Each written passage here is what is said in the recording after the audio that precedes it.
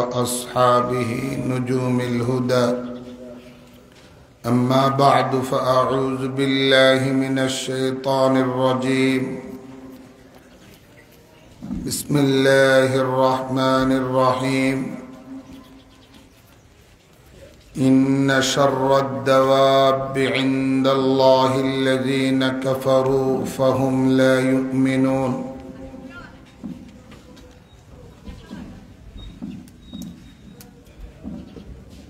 وقال سبحانه وتعالى ونادى نوح ربه فقال رب إن ابني من أهلي وإن وعدك الحق وأنت أحكم الحاكمين قال يا نوح إنه ليس من أهلك إنه عمل غير صالح فلا تسألني ما ليس لك به علم إني أعظك أن تكون من الجاهلين وقال النبي صلى الله عليه وسلم سيأتي على الناس زمان يخير الرجل بين العجز والفجور فمن أدرك ذلك الزمان فليختر العجز على الفجور أو كما قال النبي صلى الله عليه وسلم آمنت بالله صدق الله مولانا العظيم وبلغنا رسوله النبي الكريم ونحن على ذلك لمن الشاهدين والشاكرين والحمد لله رب العالمين اللهم صل على محمد وعلى آل محمد كما صليت على إبراهيم وعلى آل إبراهيم إنك حميد مجيد اللهم بارك على محمد وعلى آل محمد كما باركت على إبراهيم وعلى آل إبراهيم إنك حميد مجيد ঐতিহ্যবাহী দ্বীনি শিক্ষা প্রতিষ্ঠান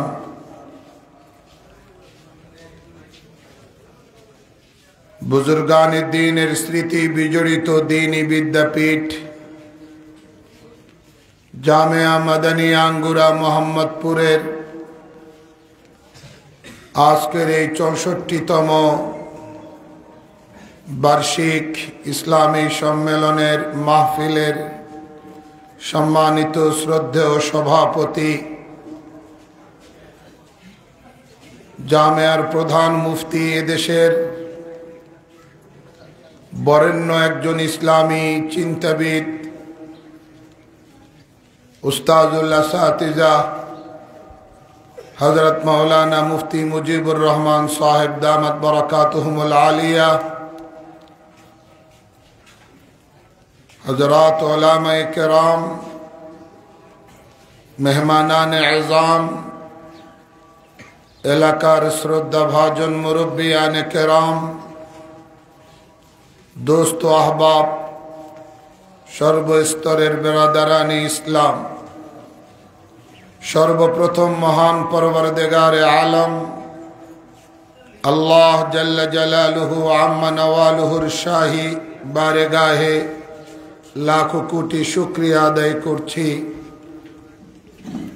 যিনি আমাদেরকে এই বরকতময় মাহফিলে অংশগ্রহণ করার তৌফিক এনায়েত করেছেন আমরা এর জন্য মহান রবের শাহী দরবারে কালিমাতুশ শুকর পড়ে নেই সবাই পড়ুন বলুন আলহামদুলিল্লাহ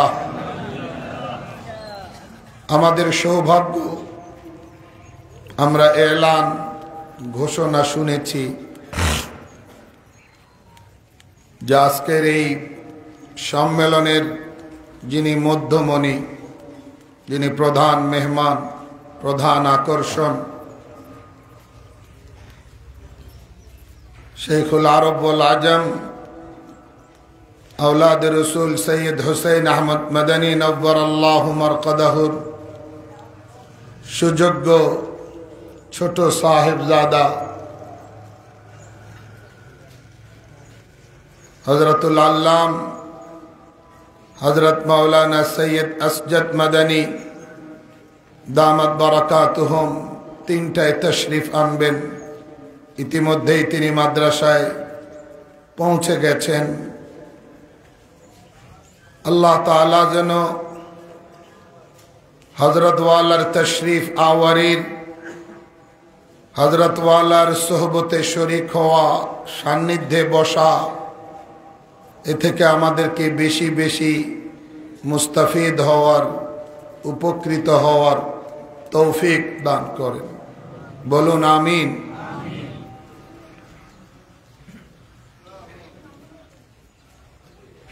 জামিয়া মাদানী আঙ্গুরা মোহাম্মদপুর এদেশের একটি পরিচিত দ্বীনি বিদ্যাপীঠ। অসংখ্য ফজলা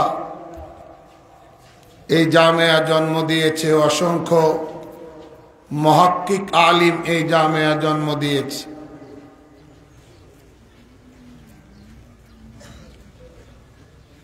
জামিয়ার মুদির মোহতারাম শ্রদ্ধেয় মোহতামিম সাহেব দামাত বারাকাতুহুম,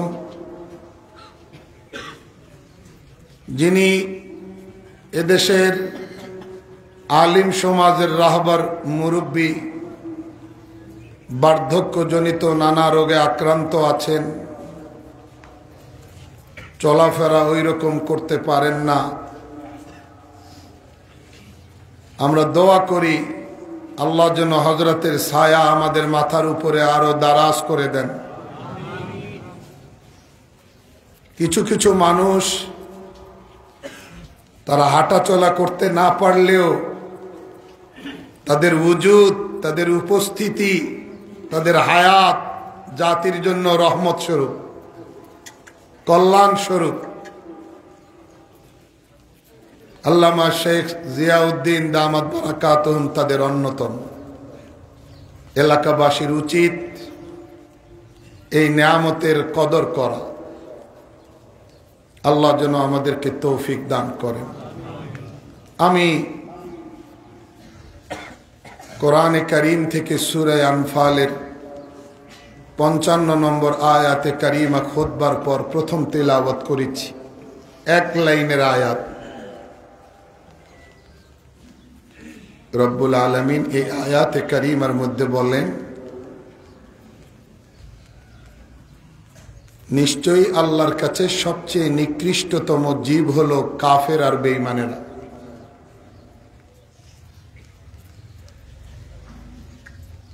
যত জীব, যত প্রাণী আছে পৃথিবীতে, তার মধ্যে সবচেয়ে নিকৃষ্ট, সবচেয়ে খারাপ জীব কাফের আর বেঈমানেরা। দাওয়াব দাব্বাতুনের বহুবচন। 12 নম্বর পারার প্রথম আয়াত, ওয়ামা মিন দাব্বাতিন ফিল আরদি ইল্লা আলাল্লাহি রিজকুহা। পৃথিবীতে এমন কোনো প্রাণী নাই, এমন কোনো জীব নাই যে প্রাণীটার, যে জীবটার রিজিকের দায়িত্ব মহান আল্লাহ গ্রহণ করেননি। দাব্বা মানে প্রাণী, এর বহুবচন দাওয়াব। আল্লাহ বলেন, ইন্না শাররাদ দাওয়াবি, সবচেয়ে নিকৃষ্টতম জীব কাফেররা।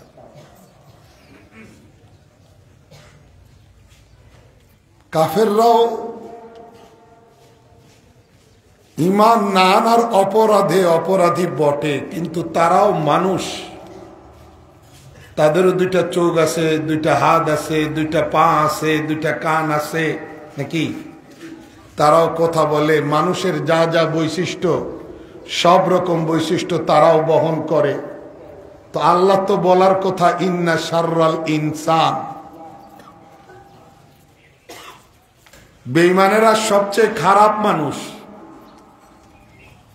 আল্লাহ পাক ইন্না শাররাল ইনসান না বলে ইন্না শাররাদ দাওয়াবি বললেন। তার মানে আল্লাহর নজরে তারা সুরতান মানুষ হলেও হাকিকতান মানুষ না।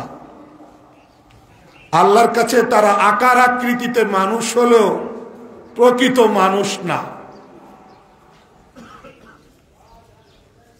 আল্লাহর নজরে আল্লাহর কাছে যারা ঈমানের দৌলত হাসিল করেছেন, যারা ঈমানের পরিচয় লাভ করেছেন, তারাই প্রকৃত মানুষ, অরিজিনাল মানুষ। আর কাফেররা, বেঈমানেরা, যারা আল্লাহকে স্বীকার করে না, তারা ডুপ্লিকেট মানুষ, অরিজিনাল মানুষ না। আয়াত বলছে।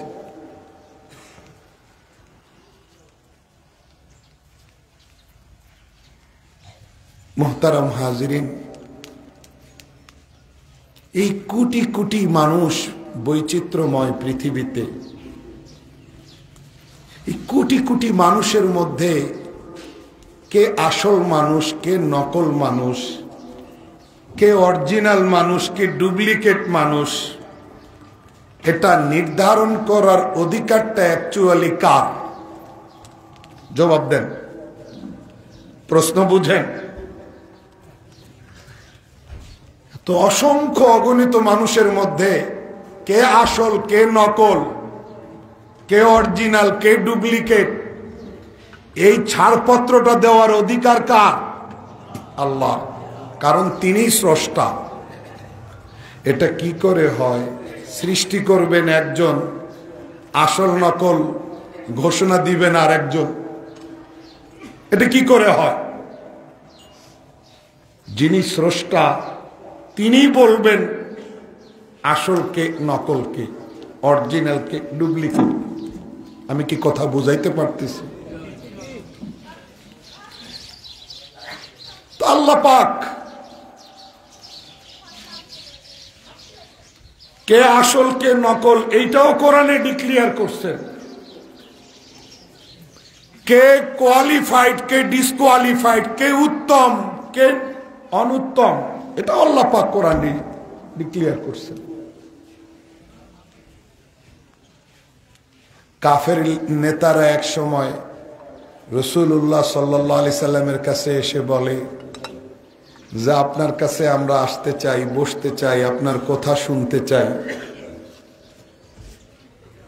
কিন্তু নবীজির দরবারে কিছু ফাটা সিরা কাপড় গায়ে দেওয়া সাহাবী বসা ছিলেন, যাদের জামায় অনেক তালি ছিল। তাদের দিকে আঙ্গুল উঠাইয়া তারা বলতেছিল যে এই সমস্ত থার্ড ক্লাস, লো কোয়ালিটির, নিকৃষ্ট শ্রেণীর মানুষদের কারণে আমরা আপনার কাছে আসতে পারি না। নাউজুবিল্লাহ। তারা বিষয়টাকে ক্লিয়ার করে বলতেছে যে এদের সঙ্গে বসলে আমাদের সামাজিক মর্যাদা থাকে না, আমাদের কোনো প্রেস্টিজ, সম্মান থাকে না, তাদের কোনো সামাজিক মর্যাদা নেই। আমরা সমাজের মোড়ল, আমরা সমাজকে কন্ট্রোল করি, আমরা সমাজকে পরিচালনা করি, আমরা এদের সঙ্গে মিশতে পারি না। অতএব আপনি উঠাই দেন, এদেরকে সরাই দেন, তাড়াই দেন। নবী আলাইহিস সালাম বলছিলেন, তাফসীরে কাবীরে আছে, মা আনা বিতারিদিহিম, আমি অসম্ভব তাদেরকে সরাইতে পারবো না। তারা বলছিল দ্বিতীয় দফায় প্রস্তাবটাকে লুজ করে যে তাহলে একটু সময়ের জন্য তাদেরকে বাহিরে যেতে বলেন, ওই সময়টা শুধু আমরা বসবো। রাসূলুল্লাহ সাল্লাল্লাহু আলাইহি সাল্লাম একটু ভাবনা শুরু করছেন যে এই দ্বিতীয় প্রস্তাবটা নেওয়া যায় কিনা। যদি তারা আমার কথা শুনে আর তকদিরে ঈমান থাকলে যদি ঈমানদার হয়ে যায়, আর সাহাবারা তো আমার পরীক্ষিত সৈনিক, বুঝাইলে তারা মনে কষ্ট নেবে না, এরকম ভাবতেছেন, কিন্তু সিদ্ধান্ত দেন নাই। ঠিক ওই মুহূর্তে আল্লাহ তাআলা সূরা নামের 52 নম্বর আয়াত বলছেন, ওয়ালা তাতরুদিল্লাযিনা ইয়াদউনা রাব্বাহুম বিল গাদাতি ওয়াল আশিয়্যি ইউরিদুনা ওয়াজহা, যারা তাদের রবকে সকাল সন্ধ্যা ডাকে, যারা তাদের রবের সকাল সন্ধ্যা ইবাদত করে, যারা তাদের রবের সন্তুষ্টি আর রেজামন্দি অর্জনে পাগল, এদের প্রেম আর ভালোবাসায় কোনো খাত নাই। এদেরকে আপনি আপনার মজলিস থেকে, দরবার থেকে 1 মিনিটের জন্য সরাইতে পারবেন না। বলেন না সুবহানাল্লাহ। কথা কি বুঝে আসছে? জামা ছিঁড়া হইতে পারে, একজন মানুষের গায়ের কাপড়ে অসংখ্য তালি থাকতে পারে, একজন মানুষের চেহারাটা কালো বর্ণের হতে পারে, একজন মানুষের চেহারাটার মধ্যে রূপ নাই, এটা ঠিক আছে, কিন্তু আল্লাহর কাছে এগুলি কোনো ম্যাটার না। আল্লাহর কাছে এগুলি কোনো সাবজেক্ট না। আল্লাহর কাছে এগুলি কোনো বিষয় না, কোনো মেয়ার না, কোনো মানদণ্ড না। কাদের দিকে আঙ্গুল তুলছিল তারা? হযরত বেলাল রাদিয়াল্লাহু আনহু। উনিও ছিলেন দরবার। মুহতারাম হাজিরিন, তাহলে জামা কাপড় দিয়ে তো মানুষ হওয়া না হওয়া এটা নির্ধারিত হয় না, পোশাক আশাক দিয়ে হয় না, এটা লিডারিয়ান নেতৃত্ব দিয়া হয় না, অঢেল সম্পদ দিয়া হয় না, এটা ঈমান দিয়া হয় আল্লাহর কাছে। বলেন সুবহানাল্লাহ। তো আমি কি বলছিলাম শুরুতে? এই অসংখ্য অগণিত মানুষের মধ্যে কে আসল কে নকল, এটার ফয়সালা কে দেবেন? সবাই বলেন কে দিবেন? আল্লাহ। আল্লাহ দিয়েছেন, ইন্না শাররাদ দাওয়াবি ইনদাল্লাহ আল্লাযীনা কাফারু। কাফের আর বেঈমানেরা সর্বনিকৃষ্ট জীব। হযরত মাওলানা মুফতি শফি সাহেব রহমতুল্লাহ আলাইহি তাফসীরে মাআরিফুল কোরআনে আরেক জায়গায় আওমান কানা মাইতান ফাহইয়াইনা ওয়াজআলনা লাহু নূরান ইয়ামশি ওয়াজআলনা লাহু নূরান ইয়ামশি বিহি ফিন নাস, এই আয়াতের জমিনে অধীনে বড় চমৎকার একটা মূলনীতি থ্রো করেছেন হযরত মাওলানা মুফতি শফি সাহেব রহমতুল্লাহ। বড় সুন্দর। তিনি বলেন, এই পৃথিবীটাতে অনেক বস্তু আছে, প্রতিটি বস্তুর আলাদা আলাদা নাম আছে, আলাদা আলাদা মৌলিক ফাংশন আছে।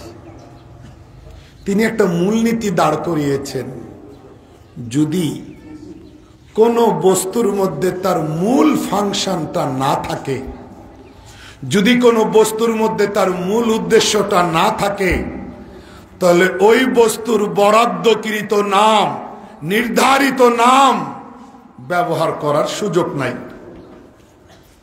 আকৃতিতে ওই বস্তু বস্তু হলেও যেহেতু নির্দিষ্ট উদ্দেশ্য তার কাছে নাই, এজন্য ওই নামের সে উপযুক্ত থাকে না। বুঝে আসছে? যেমন আমি উপমা স্বরূপ বলতে পারি, আমরা বাজার থেকে লাইট কিনি বাসা বাড়িতে ব্যবহার করবার জন্য। যে দোকান থেকে আমরা লাইট কিনি, ওই দোকানে টেস্ট করার মতো ব্যবস্থা আছে না? নাই? হ্যাঁ, সব গ্রাহক কাস্টমাররা লাইটটা টেস্ট কইরা জ্বলে কিনা চেক কইরা তারপরে নেয়। ভাই মনোযোগ না দিলে হবে না। যদি টেস্টে দেখা যায় লাইটটা জ্বলে না, তাহলে কেউ কিনবে অর্ধেক মূল্যে, 4 ভাগের 1 ভাগ মূল্যে। হ্যাঁ, তাহলে আকৃতিতে টিউবলাইট 100 পাওয়ারের বাল্ব জ্বলে না বলে কাস্টমার গ্রহণ করতে রাজি না। বোঝা গেল কাস্টমার যেই লাইট আলো দেয় না, ওই লাইটকে লাইট হিসেবে স্বীকার করতে রাজি না। কথা বুঝে আসতে না? আসে নাই? যেই ফ্যান বাতাস দেয় না, এই ফ্যান কেউ কিনবে? তাহলে যে ফ্যান বাতাস দেয় না, কোনো মানুষ সেটাকে ফ্যানের মর্যাদা দিতে রাজি না। 10 টাকা 5 টাকা দিয়ে একটা কলম আপনি কিনবেন, যদি একটা অক্ষরও লেখা বের না হয় আপনি গ্রহণ করবেন? তাহলে যেই কলম দিয়ে লেখা বের হয় না, সেই কলমটাকে আপনি কলমের মর্যাদা দিতে রাজি না। যে চশমা দিয়ে দেখা যায় না, সেই চশমা আপনি ব্যবহার করতে কিনতে রাজি না। যেই ঘড়ি সময় দেয় না, সেই ঘড়িকে আপনি ঘড়ি বলতে রাজি না। যেই মাইক সাউন্ড দেয় না, এই মাইক আপনি ভাড়া নিতে রাজি না। তাহলে বোঝা গেল লাইট আছে আলো নাই, এটা বাস্তবে লাইট নয়। কলম কিন্তু লেখা বের হয় না, এটা বাস্তবে কলম নয়। ফ্যান আছে বাতাস নাই, এটা আসলে ফ্যান নয়। দুনিয়ারও হিসাব তাই বলে। ঘড়ি আছে টাইম নাই, এটা ঘড়ি নয়। মাইক আছে সাউন্ড নাই, এটা মাইক নয়। আগুন আছে, আগুনের মূল চরিত্র নাই, জ্বালায়ও না, পুড়ায়ও না, গরমও করে না, এটা আগুন নয়। পানির চরিত্র পানিতে নাই, এটা পানি নয়। একজন মানুষের মূল উদ্দেশ্য যদি তার কাছে পাওয়া না যায়, ওই মানুষটাও মানুষ নয়। কথা ক্লিয়ার? তাহলে আল্লাহর ঘোষণা 100% পারফেক্ট। আল্লাহর ঘোষণা শতভাগ সঠিক। বুঝে আসলেও সঠিক, বুঝে না আসলেও সঠিক। আল্লাহ আমাদেরকে হেদায়েত নসিব করুন। তাহলে প্রকৃত মানুষ হওয়া নির্ভর করে কিসের উপরে? সবাই সবাই আওয়াজ দিয়ে বলি, জোরে বলি। এখানে নীরব দর্শকের ভূমিকা পালন করতে আসি নাই, এখানে কিছু নিতে আসছি। প্রকৃত মানুষ হওয়া নির্ভর করে কিসের উপরে? না সম্পদের উপরে, সুন্দর ফেস কাটিং এর উপরে? আল্লাহ আল্লাহ আল্লাহ। মানুষের প্রকৃত মানুষ হওয়া নির্ভর করে ঈমানের উপরে। এই জন্য জাহান্নামের যারা কীট ইন্ধন বেঈমান, তাদের ব্যাপারে আল্লাহ কি বলছেন আর এক জায়গায়? লাহুম কুলুবুল লা ইয়াফকাহুনা বিহা ওয়া লাহুম আয়ুনুল লা ইবসিরুনা বিহা ওয়া লাহুম আযানুল লা ইয়াসমাউনা বিহা উলাইকা কাল আনআম বাল হুম আদাল। কি অর্থ? যে তাদেরকে আমি আল্লাহ বোধ শক্তি দিয়েছি, বিবেক নামে একটা আলাদা নেয়ামত দিয়েছি, তাদেরকে আমি জ্ঞান দিয়েছি, কিন্তু এই বোধ শক্তি দিয়ে যেই সিদ্ধান্ত আসার দরকার সেই সিদ্ধান্ত তারা নেয় না। তাদেরকে আমি দুইটা চোখ দিছি, লাইট দিছি, কিন্তু এই দুই চোখ দিয়া আমি আল্লাহর কুদরতের নিদর্শন দেখে আমার গোলাম হওয়ার দরকার, এটা তারা দেখে না, গোলামের সিদ্ধান্ত নেয় না। তাদেরকে দুইটা কান দিয়েছি, কিন্তু এই কান দিয়া যা শোনার দরকার তা শুনে না। এদের চোখ থাকতেও চোখ নাই, কান থাকতেও কান নাই, বিবেক থাকতেও তারা বিবেকহীন। আল্লাহ বলেন উলাইকা কাল আনাম, তারা চতুষ্পদ জন্তুর সমান, বাল হুম আদাল, বরং আরো খারাপ তার চেয়েও। তাহলে আয়াত আয়াত কি বলে? যে বেঈমানেরা মানুষরূপী অমানুষ, তারা বিড়াল, কুকুর, গরু, ছাগল, শ্রীগাল, বানরের চেয়েও নিকৃষ্ট। ঠিক না বেঠিক? আল্লাহ তুমি আমাদেরকে বুঝদার করো। এই বেঈমানদেরকে আল্লাহ তাআলা রাজত্ব, সাম্রাজ্য দিয়েছেন। রাজা হয়ে যাওয়া মানুষ হওয়ার মাপকাঠি না।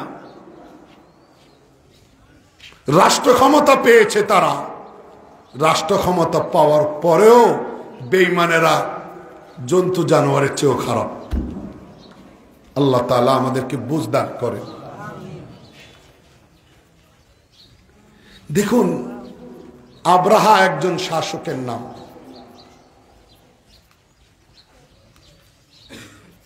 মানুষ কেন কাবা ঘরের এত সম্মান করে এটা তার সহ্য হয় না। সে তার রাষ্ট্র ক্ষমতার, শাসন ক্ষমতার দাপটে আর একটা বিকল্প এরকম ইবাদতখানা ঘর বানাইয়া মানুষকে প্রদক্ষিণ করার, তওয়াফ করার আদেশ দেয়। কে বা কাহারা ভিতরে ঢুকে নোংরা করে দিয়েছে, টয়লেট করে দিয়েছে, পায়খানা করে দিয়েছে। এখন তার জেদ, আসামি ধরার কোনো ইচ্ছা তার নাই, কে কাজ করলো এটা শনাক্ত করার কোনো ইচ্ছা তার নাই। তার জেদ এতটা বেশি বাড়লো, সে কাবা ঘর ভাঙবে। বিশাল বাহিনী নিয়া, হস্তি বাহিনী, হাতি বাহিনী নিয়া কাবা ঘরকে মাটির সাথে গুড়িয়ে দেওয়ার সেই অধ্যত্বপূর্ণ সিদ্ধান্ত নিয়ে রওনা করলো। বলেন এটা কি সম্ভব? এখনো যদি পৃথিবীতে সুপার পাওয়ারের দাবিদাররা কাবা ঘর ভাঙতে আসে, আপনি কি বিশ্বাস করেন তারা সফল হবে? না। যারা চুপ করে থাকেন, ইমানের শক্তি নাই, এখনো আমরা বিশ্বাস করি সফল হবে না। কারণ আল্লাহ সূরা মায়েদার মধ্যে স্পষ্ট বলেছেন এই ঘর সম্পর্কে, জাআলাল্লাহুল কাবাতাল বাইতাল হারামা কিয়ামাল লিন্নাস। এই আয়াত বলে যে আল্লাহ এই ঘরকে পৃথিবীর স্থিতিশীলতা, সমস্ত মানুষের নিরাপত্তার খুঁটি বানিয়েছে।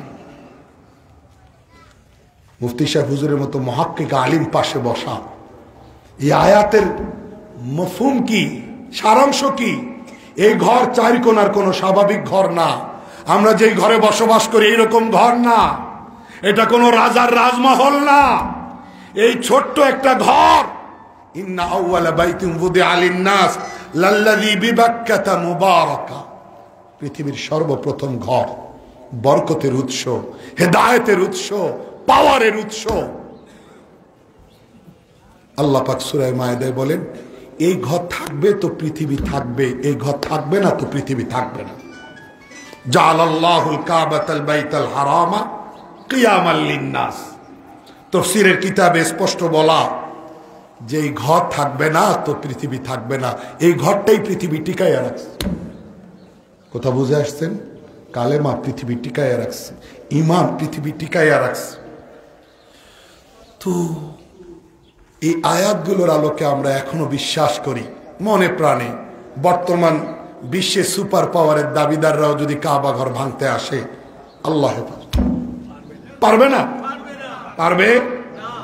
दुनिया के बुत कदू में वो घर पहला खुदा का, हम पासबां हैं उसका, वो पासबां हमारा। ভাইরা আমার, এই ঘর ভাঙ্গার, মাটির সাথে গুড়িয়ে দেওয়ার এই অধ্যত্বপূর্ণ সিদ্ধান্ত যেই নেতা বা যেই রাষ্ট্র ক্ষমতাপ্রাপ্ত মানুষ নেয়, তাকে কি মানুষ বলা যায়? বিবেক বুদ্ধি সম্পন্ন বলা যায়? আসলো মানে যা ইচ্ছে তাই করব। সমস্ত স্বৈরাচারের, সমস্ত খোদাদ্রোহীদের একই চেহারা দেখবেন আপনি, অতীত থেকে আজ পর্যন্ত। আমরা তো ইতিহাস থেকে শিক্ষা নিতে চাই না, অথচ আল্লাহ ইতিহাস থেকে শিক্ষা নিতে বলেছেন। কাদ খালাত মিন ক্বাবলিকুম সুনান ফাসিরু ফিল আরদি ফানজুরু কাইফা কানা আকিবাতুল মুকাজ্জিবিন। আল্লাহ বলেন তোমাদের আগে অনেক ইতিহাস চলে গেছে দুনিয়াতে, তোমরা ঘুরো, তোমরা পরিভ্রমণ করো, তোমরা পৃথিবীতে সাইর ও সফর করো এবং খুঁজে খুঁজে তথ্য বের করো যারা আমি আল্লাহর আয়াতকে, আমি আল্লাহর বিধানকে মিথ্যা সাব্যস্ত করেছে, তাদের পরিণতিটা কতটা ভয়াবহ হয়েছে। তাহলে কি আয়াতের দাবি হলো ইতিহাস থেকে শিখো? সমস্ত খোদাদ্রোহী, সমস্ত স্বৈরাচারের একই চরিত্র, তখনও এখনো মিলান আপনি? স্বৈরাচারদের, খোদাদ্রোহীদের একটা চরিত্র হলো যে আমি যা ইচ্ছা তাই করব, আর একটা চরিত্র হলো মানুষ কতজন মারতে হয় মারো, আমার ক্ষমতা টিকাইয়া রাখো। ঠিক না বেটে? এটা কমন চরিত্র। আসলো কাবা ঘরের পাশে এসে মক্কার এক জায়গায় থেমে মক্কার সবাইকে খবর দিল যে মক্কার যারা নেতা সবাইকে আমার কাছে আসতে বল। কি দাপট, কি তার অহংকার, কি তার দম্ভ! তার রাখালেরা মক্কাবাসীর উটগুলো বিভিন্ন রাখাল মাঠে চড়াইতেছিল, তার সৈন্যরা উটগুলো নিয়ে গেছে। মক্কার কিছু নেতা আব্রাহার সামনে আসলেন।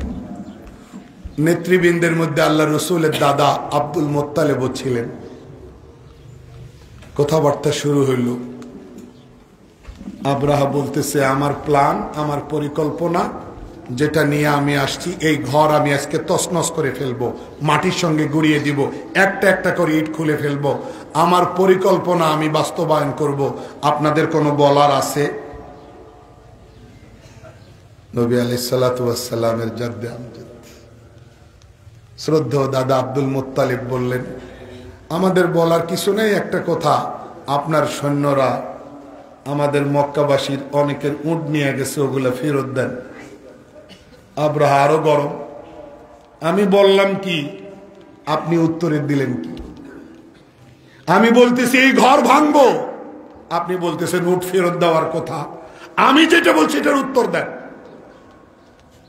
তখন নবী আলাইহিস সালাতু ওয়াস সালামের শ্রদ্ধেয় দাদা আব্দুল মুত্তালিব বলছেন, ওই বিষয়ে আমাদের কথা নাই, যেটা আমরা মালিক, যেই সম্পদ আমাদের, ওইটা আপনার সৈন্যরা দখল করছে, ছিনতাই করছে, ওইটা ফেরত চাইছি। আর ঘরের ব্যাপারে আপনি কাবা ঘরের ব্যাপারে দৃষ্টি আকর্ষণ করছেন, এই ঘরের মালিক তো আমরা না, যার ঘর, যিনি মালিক তিনি রক্ষা করবেন। আল্লাহ কি এই জবাবের মর্যাদা রাখছেন না? জবাব দেন না কেন? জোরে বলেন, রাখছেন না? আলম তারা কাইফা ফাআলা রাব্বুকা বিআসহাবিল ফিল আলম ইয়াজআল কাইদাহুম ফি তাদলিল ওয়া আরসালা আলাইহিম তায়রান আবাবিল তারমিহিম বিহিজারাতিন মিন সিজ্জিল ফাজআলাহুম কাআসফিন মাকুল। আয়াত সূরা ফিলের শেষে আল্লাহ বলতেছেন, যারা ভাঙতে আসছে তারা ভক্ষিত ভুসির মতো নিশ্চিহ্ন হয়ে গেছে। যারা আল্লাহকে চ্যালেঞ্জ দেয়, যারা আল্লাহর বিরুদ্ধে বিদ্রোহ ঘোষণা করে, অতীতেও কেউ সফল হয় নাই, আগামীতে কেউ সফল হবে না। অতীতেও কেউ সফল হয় নাই, আগামীতে কেউ সফলতার মুখ দেখবে না। আল্লাহ তো আল্লাহ আসছিল, সব ভ্যানিশ হয়ে গেছে। যেই রাজা, যেই নেতা রাজত্ব নেতৃত্ব পাইয়া এই কথাটা বুঝে না যে আল্লাহর ঘর ভাঙতে চাইলেই ভাঙা যায় না, সে মানুষ হয় কি করে? আল্লাহ রাজত্ব দিছেন, ক্ষমতা দিছেন, এর অর্থ এই না যে তারা মানুষ। মুসা আলাইহিস সালাম ফেরাউনের কাছে হাজির হইলেন দাওয়াত নিয়ে, খবর দিলেন আল্লাহ একজন আসমানে আছেন, ঈমান আনো। সূরা মুমিন, সূরা কাসাসে আছে। ফেরাউন একজন পয়গম্বরের দাওয়াতকে উপহাস করে, তুচ্ছ তাচ্ছিল্য করে। আল্লাহর একত্ববাদের দাওয়াত শুনে ফেরাউন মন্ত্রী পরিষদের মিটিং ডাকে, মন্ত্রীদেরকে ব্যঙ্গ করে বলে, মা আলিমতু লাকুম মিন ইলাহিন গায়রি। কিরে, এতদিন পর্যন্ত আমি তো জানতাম আমি তোমাদের একমাত্র খোদা, আর একজন খোদা আছে এটা তো আমার জানাই ছিল না। নাউজুবিল্লাহ। ফাওকিদ লিয়া হামান আলা তিন, হামান তুমি মাটি আর পানি মশলা বানাইয়া ইট বানাও, ইট আগুনে পুড়াও, ইট দিয়া আসমান পর্যন্ত বিল্ডিং বানাও, বিল্ডিং এর ছাদে উঠা আমি মুসা আলাইহিস সালাম যেই খোদার খবর নিয়ে আসছেন ওই খোদার সঙ্গে সাক্ষাৎ করে আসবো। লাআল্লি আত্তালিউ ইলা ইলাহি মুসা ওয়া ইন্নী লাআযুন্নুহু মিনাল কাযিবিন। আমি তার ইনফরমেশনকে রং ইনফরমেশন মনে করি, আমি তাকে মিথ্যাবাদী মনে করি। আহম্মকের খবর নাই, পয়গম্বর যদি মিথ্যাবাদী হয় পৃথিবীতে আর কারো সত্যবাদী হওয়ার সুযোগ নাই। ঠিক না বেটি? আচ্ছা, ফেরাউন যে আসমান পর্যন্ত বিল্ডিং বানাইবার অর্ডার দিল, এখানেই কি কিচ্ছা শেষ? হামান কয়, স্যার আমি রেডি, 50,000 রাজমিস্ত্রি নামাই দিছি। স্বৈরাচারের মন্ত্রীরাও স্বৈরাচার হয়, খোদাদ্রোহীদের মন্ত্রীরাও খোদাদ্রোহী হয়। না হইলে তো হামান বলতো, স্যার এটা তো সম্ভব না, সম্ভব না না কইয়া sir sir sir sir sir sir sir sir sir sir okay sir, আমি যেটা করলাম এটা হলো এই জমানার মানে অন্যায় আনুগত্যের style. Sir sir okay sir. তাফসীরের কিতাবে স্পষ্ট আমি পাইছি 50,000 রাজমিস্ত্রি মাঠে নামাই দিয়েছে। হেল্পার সাধারণ কর্মচারী কয় লাখ ছিল এই তথ্য আমি পাই নাই কোথাও। এখন ঘাটাঘাটি করতেছি, কিন্তু এই সংখ্যা পাইছি 50,000 রাজমিস্ত্রি সাবাহান ওয়া মাসাআন লাইলান ওয়া নাহারান, সকাল সন্ধ্যা দিবারাত্রি 24 সা 24 আওয়ার্স কাজ চলছে। এটা কি সম্ভব? আসমান পর্যন্ত বিল্ডিং নিয়ে যাওয়া? আর বলেন না কেন? আজকে আমি বিমানে আসলাম, পাইলট কইল 13,000 14,000 ফিট উঁচুতে উড়ে ঢাকা থেকে সিলেট যাচ্ছি। যখন দেশের বাইরে ফ্লাই করি তখন পাইলট বিমানে কয় 50,000 55,000 ফিট উপরে দিয়া উঠতেছি। এত উপরে উঠার পরও উপরে কিছু দেখা যায় না। কি ভাই, পৃথিবীর কোন ইঞ্জিনিয়ার এইরকম পরিকল্পনা নিবে আসমান পর্যন্ত একবারে? মনে হয় এখনো নেয় নেই। আপনারা যেইভাবে নীরবতা পালন করতেছেন, বুঝাইতে চাইতেছেন আগামীতে এইরকম পরিকল্পনা ইঞ্জিনিয়াররা নেবে? বলেন বলেন। পৃথিবীতে কিয়ামত পর্যন্ত এইরকম পরিকল্পনা নিয়ে কোন ইঞ্জিনিয়ার, তো যেটা কেউ নেবে না, যেটা অসম্ভব, সেটা একজন রাজা কিভাবে বললো করো, আর একজন মন্ত্রী কিভাবে একজন মন্ত্রী কিভাবে কাজ শুরু করলো? এটা কি মানুষের পরিচয় বহন করে? এটা তো গাধা হওয়ার পরিচয় বহন করে। কথা বলেন। তো এইরকম বেঈমান মানুষেরা রাজা হইলে তাদের রাজত্বে আমাদের কি যায় আসে? তারা লিডার হলে তাদের লিডারিতে আমাদের কি যায় আসে? কিছু যায় আসে না।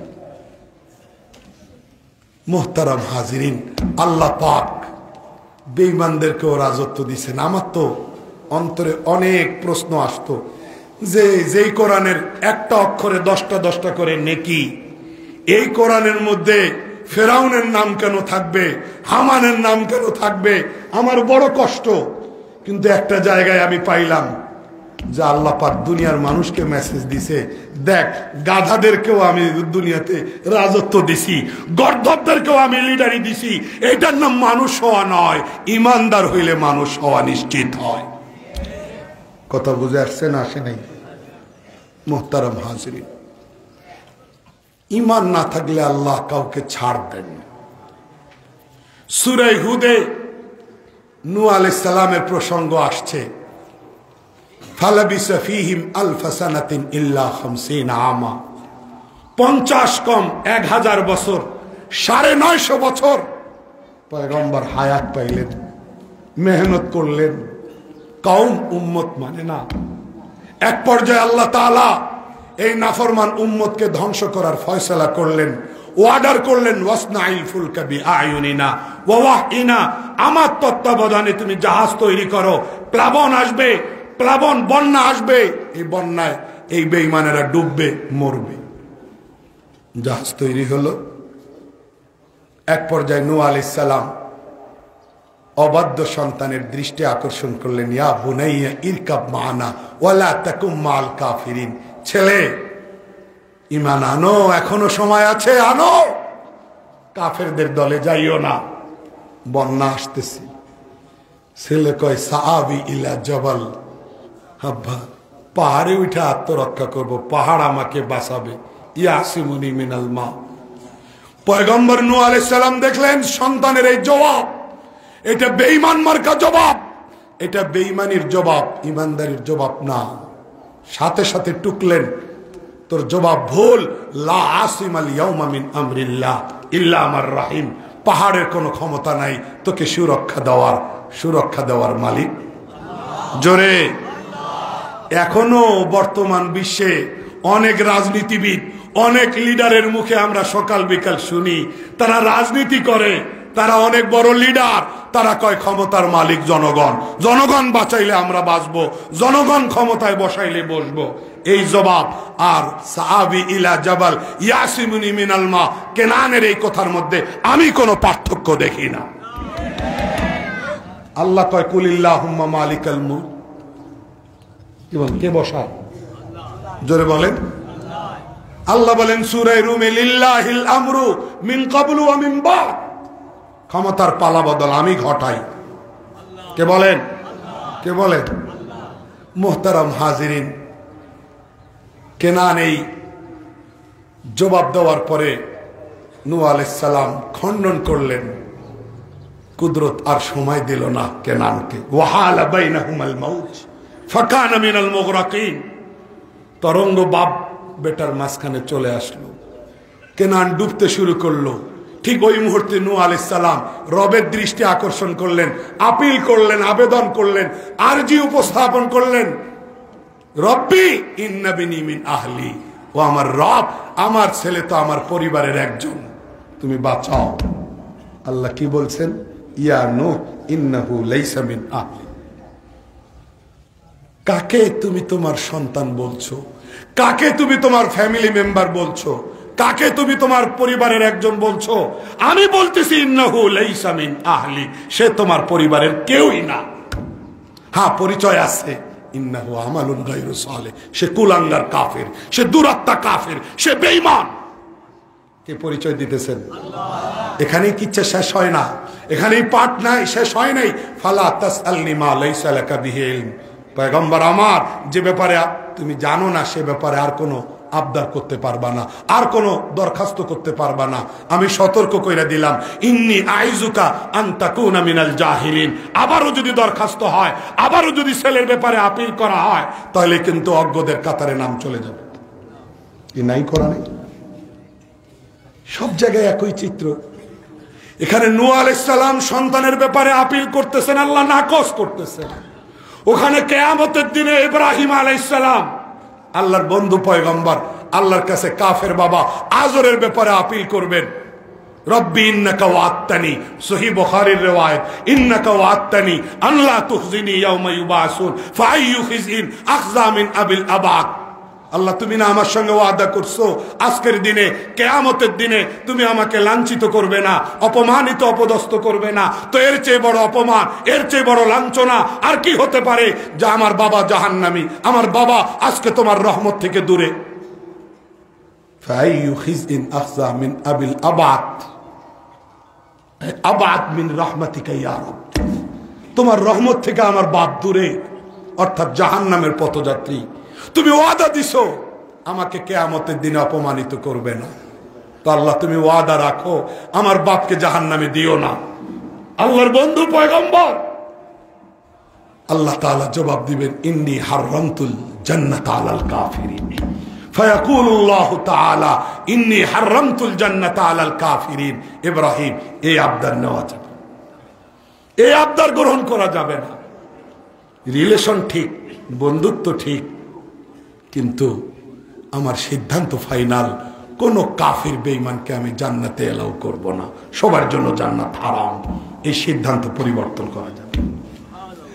মুহতারাম হাজিরিন, কি ব্যাপার? ইব্রাহিম আলাইহিস সালামের মতো এইরকম একজন খলিলুল্লাহ দরখাস্ত করবেন, আল্লাহ দরখাস্ত ফিরাই দিবেন। বোঝা গেল আল্লাহ ঈমানের জন্যই আপনাকে আমাকে তৈরি করছে। কিসের জন্য? জোরে বলেন। এটি হলো পৃথিবীতে আসার উদ্দেশ্য। সুতরাং এই উদ্দেশ্য যার কাছে থাকবে, যার কাছে এই উদ্দেশ্য পাওয়া যাবে, তিনি কালো হইল মানুষ, তিনি পঙ্গু হইল মানুষ, তিনি অন্ধ হইল প্রকৃত মানুষ, তিনি ঠোঁট মোটাওয়ালা হইল প্রকৃত মানুষ, তিনি গরিব, এক বেলা খায় আর এক বেলা খেতে পারেন না, তারপরও তিনি প্রকৃত মানুষ। আর এই উদ্দেশ্য যার কাছে পাওয়া যাবে না, তিনি লিডার হইল অমানুষ, তিনি রাজা হইল অমানুষ, তিনি ফর্সা হইল অমানুষ, তিনি সুশ্রী হইল অমানুষ। কথা ঠিক না বে ঠিক? তাহলে প্রকৃত মানুষ হওয়া নির্ভর করে কিসের উপরে? জোরে জোরে। এই ঈমানের নিয়ামত আল্লাহ তাআলা আপনাকে আমাকে দান করেছেন, এটার কদর করব না বেকদরি করব? কারা কারা হাত দেখান। আল্লাহ আমাদেরকে বুঝ দান করো। বাংলাদেশ মুসলমানদের দেশ, মুসলিম সংখ্যাগরিষ্ঠ দেশ, ইমানদারদের দেশ। এই দেশের ইমানদারদেরকে ইমান থেকে সেপারেট করা, আলাদা করা বহুমুখী চক্রান্ত চলছে, বহু সাইনবোর্ড নিয়ে চক্রান্ত হচ্ছে। আমাদেরকে শপথ নিতে হবে, আমরা কোন চক্রান্তকে সফল হতে দেব না। কারা রাজি হাত দেখান। আমরা কারো চক্রান্ত সফল হতে দেব না। যারা আমাদের ঈমান হরণ করার, আমাদের ঈমান লুট করার পায়তারা করে, আমরা তাদের সমস্ত মিশনকে প্রতিহত করে ছাড়বো ইনশাআল্লাহ।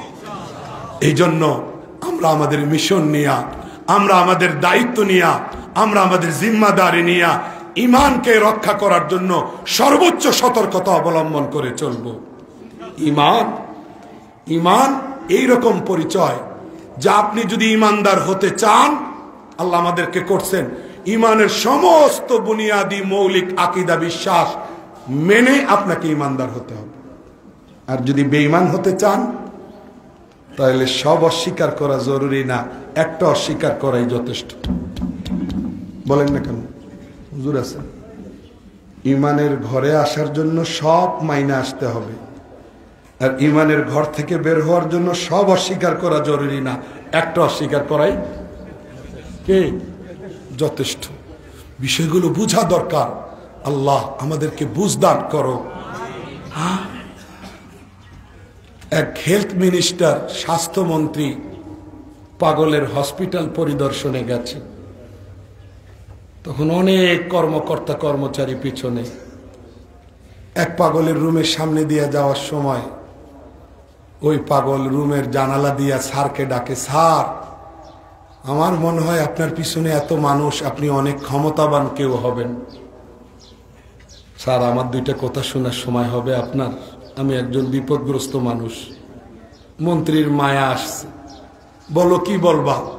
পাগল খুব সুন্দর করে উপস্থাপন করতেছে, স্যার আসলে কিন্তু আমি পাগল না, আমারে চক্রান্ত করে গ্রামবাসী, আত্মীয় স্বজন, পাড়া প্রতিবেশী পাগল বানাইয়া এখানে ভর্তি করে রাখছে আমার জমি দখল করার জন্য, বাড়ি দখল করার জন্য। স্যার আপনার যদি কোনো ক্ষমতা থাকে তাহলে আমার উপর একটু দয়া করেন, আমাকে এখান থেকে রিলিজ করার ব্যবস্থা করেন। কত সুন্দর উপস্থাপনা। মন্ত্রীর বিশ্বাস হয়েছে লোকটা পাগল না, লোকটা সুস্থ। এই বিশ্বাসের উপর নির্ভর করে মন্ত্রী হসপিটাল ইনচার্জকে বকাঝোকা শুরু করছে, ধমক দেওয়া শুরু করছে, সুস্থ মানুষকে তোমরা পাগল বানাইয়া ব্যবসা করো। হ্যাঁ, হসপিটালের প্রধান